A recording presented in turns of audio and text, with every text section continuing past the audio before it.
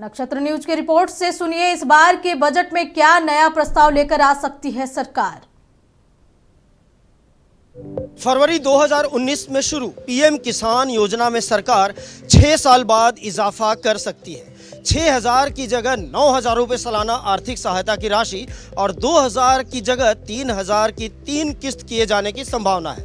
कृषि पर कुल आवंटन 1.25 लाख करोड़ से बढ़ाकर 1.5 लाख करोड़ किया जा सकता है।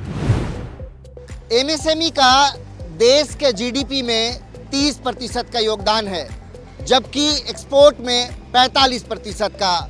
यही वजह है कि इस बार बजट में कम ब्याज पर इन्हें लोन देने की पेशकश की जा सकती है।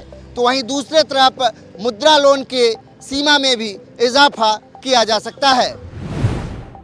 आपके घर की जरूरत पूरा हो सके, इसको लेकर सरकार बजट में ब्याज मुक्त की राशि 2 लाख से बढ़ाकर 4 लाख करने पर विचार कर रही है, जबकि सरकार 80C के तहत 1.5 लाख की राशि 2 लाख करने पर गौर कर रही है। सौर ऊर्जा को बढ़ावा देने के लिए सरकार देश में सोलर इनगोट्स और वेफर्स के निर्माण के लिए 5 से 6,000 करोड़ रुपए की प्रोत्साहन राशि का आवंटन कर सकती है।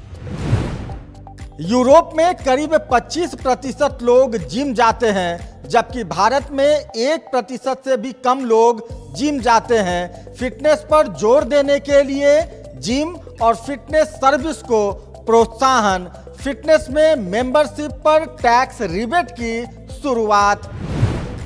टूरिज्म को इंफ्रास्ट्रक्चर का स्टेटस देने की पुरानी मांग इस बार बजट में कबूल होने की संभावना है। इसके अलावा होटल और रेस्टोरेंट के जीएसटी दरों में भी कटौती हो सकती है। अभी तक 12,75,000 रुपए तक को ही आयकर में छूट मिलता रहा, लेकिन सरकार अब इसे बढ़ाकर 15 लाख रुपए तक करने पर विचार कर रही है। और यही नहीं, ये तो कर ही रही, इसके साथ साथ मध्यम वर्ग का भी ख्याल रखने की सोच रही है। देश में क्रिप्टो को बढ़ावा देने के लिए इस व्यापार पर लगने वाले टीडीएस को 1% से घटाकर 0.1% किए जाने की संभावना है। सरकार इसके व्यापार में मुनाफे के सेटअप में से नुकसान के सेटअप को बढ़ावा देने के लिए मंजूरी दे सकती है। मार्च 2020 में रेलवे ने सीनियर सिटीजन को ट्रेन टिकट के किराए पर 50% की छूट बंद कर दी थी। रेलवे मंत्रालय से वित्त मंत्रालय को आए प्रस्ताव के बाद बजट 2026 में सरकार एक बार फिर से ये छूट बहाल कर सकती है।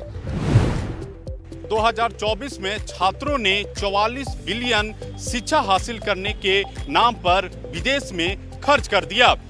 2031 तक 91 मिलियन होने की संभावना है। सरकार ने विदेश के टॉप रैंक यूनिवर्सिटी को देश में ही लगाने के लिए प्रोत्साहन की नई स्कीम लाने की संभावना है। इस बार का बजट एआई बजट के तौर पर जाना जाएगा। इंडिया ए मिशन के तहत सरकार data centre, AI research lab और पब्लिक इंफ्रास्ट्रक्चर पर खासा निवेश को प्रोत्साहन देगी और इस बार करीब 10,000 करोड़ का जो राशि है वो उस बजट में आवंटित किया जा सकता है।